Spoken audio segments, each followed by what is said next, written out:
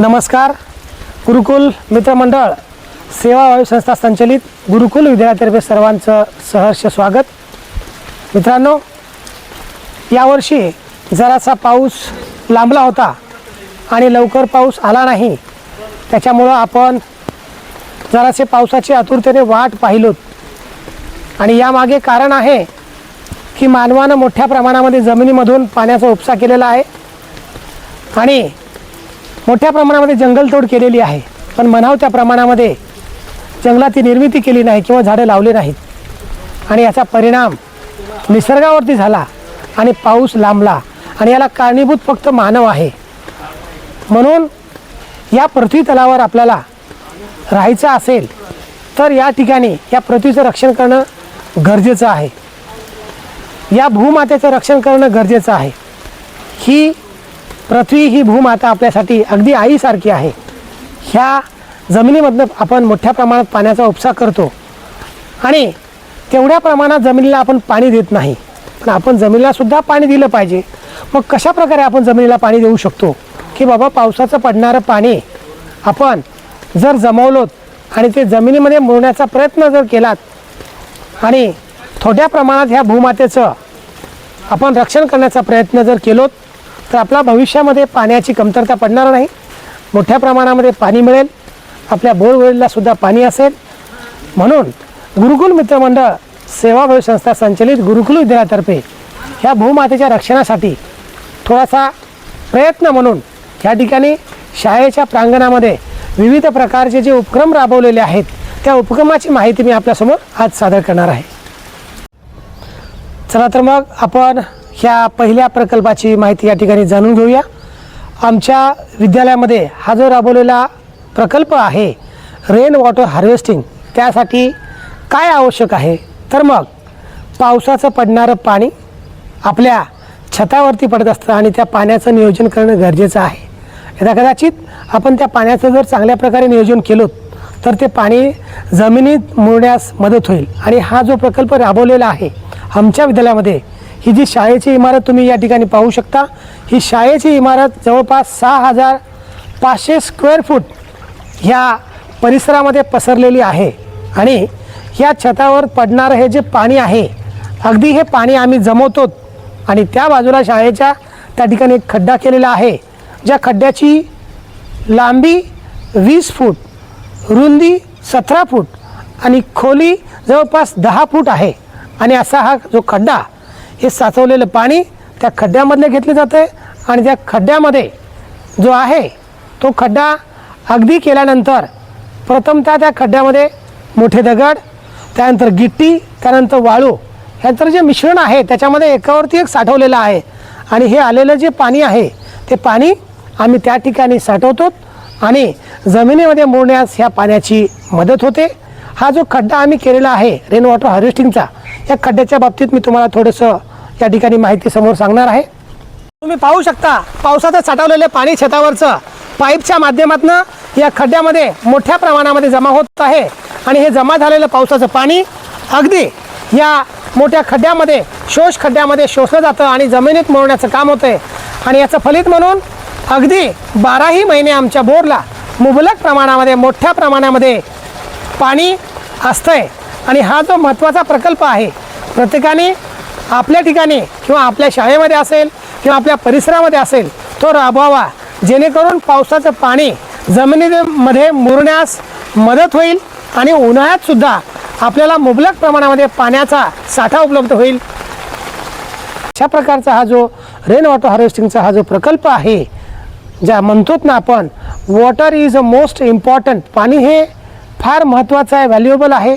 ह्याची जी प्रचिती आहे आपल्याला ह्या प्रकल्पाच्या माध्यमातून येते आणि हे पाणी साठवतो, जमिनीमध्ये मुरवतो आणि याचं फलित म्हणून या ठिकाणी आमच्या बोरला अगदी मुबलक प्रमाणामध्ये पाणी आहे. चला तर आपण आज दुसऱ्या प्रकल्पाची माहिती या ठिकाणी घेणार आहोत. मी आता या ठिकाणी शाळेच्या मैदानावरती उभा आहे. तुम्ही पाहू शकता या ठिकाणी शाळेच्या मैदानात जमा झालेलं संपूर्ण पाणी आम्ही एका जागी आणलेलं आहे. आणि या ठिकाणी उन्हाळ्यामध्ये जवळपास 35 ते 40 खड्डे या ठिकाणी खणलेले आहेत. जवळपास एक एक खड्डा 10 फुटांचा आहे आणि हा खड्डा केल्याच्या नंतर या खड्ड्यामध्ये प्रथमतः मोठे दगड, त्यानंतर गिट्टी, त्यानंतर वाळू हे एकावर एक असे थर या ठिकाणी करून हा खड्डा बुजवलेला आहे। त्याचं कारण असं आहे, हे जे जलतारा प्रकल्प आहे, पावसाचं आलेलं पाणी, जमिनीवरचं पाणी या ठिकाणी एकत्रितरित्या घ्यायचं आहे, या ठिकाणी जमा करायचं आहे आणि ह्या माध्यमातून, या खड्ड्याच्या माध्यमातून हे पाणी जमिनीमध्ये मुरवायचं आहे, जेणेकरून ह्या जमिनीतील पाण्याची पातळी वाढण्यास मदत होईल। सांगण्याचा तात्पर्य एवढाच आहे की पावसाचं येणारं हे जे पाणी आहे, आपण या पाण्याचा कुठेही वाया जाऊ न देता किंवा वाहून जाऊ न देता हे पाणी जमिनीत मुरण्यासाठी अगदी चांगला असा प्रयत्न या ठिकाणी केलेला आहे। आपण या ठिकाणी जमलेलं पाणी पाहू शकता, मोठ्या प्रमाणामध्ये ह्या मैदानावरचं पाणी या ठिकाणी जमलेलं आहे आणि काही वेळामध्ये हे पाणीच जमिनीमध्ये मुरण्यास मदत होईल आणि जमिनीतील थोड्या का प्रमाणात होईना पाण्याच्या पातळीमध्ये वाढ होईल। तुम्ही पाहू शकता, आता मी या ठिकाणी शाळेतील हा जो पाण्याचा जलशुद्धीकरणाचा हा जो प्रकल्प आहे, हा प्रकल्प विद्यार्थ्यांना शुद्ध पाणी मिळावं म्हणून संस्थेच्या वतीनं या ठिकाणी उभारलेला हा शुद्ध पाण्याचा प्रकल्प आहे। मला सांगण्याचा विषय या ठिकाणी एक असा आहे की पाणीचं शुद्धीकरण होत असताना जे पाणी वाया जातं किंवा जे पाणी वेस्ट म्हणून बाहेर पडतं, त्या पाण्याचा सुद्धा अगदी सुयोग्य असा वापर या ठिकाणी आमच्यातर्फे केलेला आहे।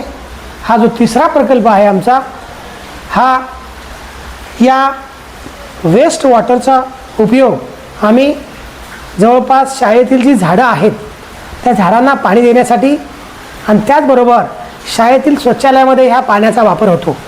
पाणी शुद्धीकरण होत असताना जे वाया जातं पाणी, ते पाणी आम्ही अगदी 2000 लिटरच्या टाकीमध्ये जमवलेलं आहे आणि त्या जमवलेल्या पाण्याचा योग्य असा वापर म्हणजेच झाडांना पाणी देणे किंवा शौचालयाला पाणी देणे किंवा भांडी धुण्यासाठी या ठिकाणी ह्या पाण्याचा वापर केला जातो। मी आपणास ह्या पाण्यासाठी वापरण्यात येणारी ही जी टाकी आहे, मी या ठिकाणी आपणास दाखवणार आहे। या ठिकाणी पाहू शकता, हे जे गेलेलं पाणी आहे, हे पाणी साठवलं जातं आणि ह्या पाण्याचा पुनर्वापर केला जातो। Waste water is the most useful water, ह्या युक्तीप्रमाणे तुम्ही पाहू शकता, हे जे निरुपयोगी पाणी आहे त्याचा अगदी योग्य असा वापर या ठिकाणी होत आहे। पाहू शकता आपण, हे टाकीत साठवलेलं पाणी ह्या मशीनच्या माध्यमातून त्याला बाहेर काढलं जातं आणि ह्याचा वापर वृक्षांसाठी, झाडांसाठी आणि शौचालयामध्ये केला जातो। पाहू शकता, ह्या बोरला, या नळाला येणारं पाणी अगदी फिल्टरपासून जमवलेलं पाणी आहे आणि हेच पाणीचा योग्य असा नियोजन करून आम्ही याचा वापर करत असतो। आता तुम्ही पाहू शकता, मी या ठिकाणी विद्यालयामध्ये गांडूळ खत प्रकल्प या ठिकाणी थांबलेला आहे। विद्यालयामध्ये बरीच अशी आमची जी झाडं आहेत, त्या झाडापासून येणारा पाला आणि पाचोळा ह्या गांडूळ खत प्रकल्पामध्ये आणलं जातं आणि याच्यामध्ये शेणसुद्धा आहे, ज्याच्यापासून हे खत बनवलं जातं आणि हे बनवलेलं खत आमच्या शाळेमध्ये असणारा हा जो परसबाग आहे, या ठिकाणी तुम्ही पाहू शकता, ही शाळेत असणारी परसबाग आहे। या परसबागेमध्ये विविध प्रकारची भाजीपाला जो आहे या ठिकाणी आम्ही लावलेला आहे आणि ह्या गांडूळ खताचा वापर ह्या परसबागेसाठी केला जातो। अशा प्रकारचे विविध प्रकल्प आम्ही आमच्या शाळेमध्ये राबवलेलो आहोत। आपल्याला माहीतच आहे की शाळेच्या बाजूला आमच्या वन विभाग आहे, वन आहे आणि त्या वनामध्ये विविध प्रकारचे प्राणी आहेत, पक्षी आहेत, यांचासुद्धा आम्ही अगदी चांगल्या प्रकारे विचार करतो। म्हणजेच उन्हाळ्यामध्ये या ठिकाणी पक्ष्यांना, प्राण्यांना पाण्याची व्यवस्था नाही, म्हणून आमच्या विद्यालयामध्ये पक्ष्यांसाठी अन्न व पाणी व निवारा याची सुद्धा व्यवस्था या ठिकाणी करण्यात आलेली आहे।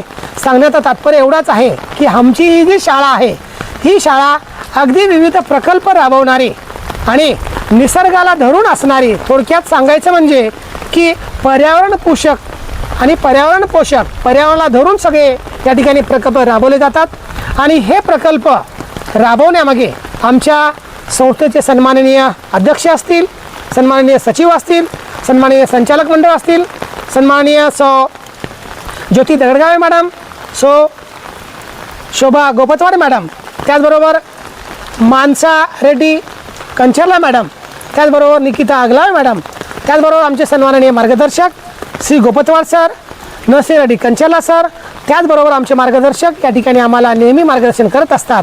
आणि अतिशय उपक्रम राबवणारी आमची ही तालुक्यातील शाळा गुरुकुल विद्यालय धर्माबाद ही विद्यार्थ्यांचा सर्वांगीण विकास, शारीरिक असेल, भावनिक असेल, सामाजिक असेल, सर्व क्षेत्रामध्ये अतिशय चांगलं असे कार्य करणारी आमची ही जी शाळा आहे, ह्यामध्ये आमच्या संस्थेचे संचालक, अध्यक्ष, सचिव सर्वांचा मोलाचा सिंहाचा वाटा आहे. त्याचबरोबर आमचे सर्व सहकारी शिक्षक आणि त्याचबरोबर आमचे मुख्याध्यापक आदरणीय कदम सर, या सर्वांच्या सहकार्याने राबवलेले हे जे उपक्रम आहेत अतिशय चांगल्या प्रकारे या ठिकाणी आम्ही आपल्यासमोर सादर केलेला आहे.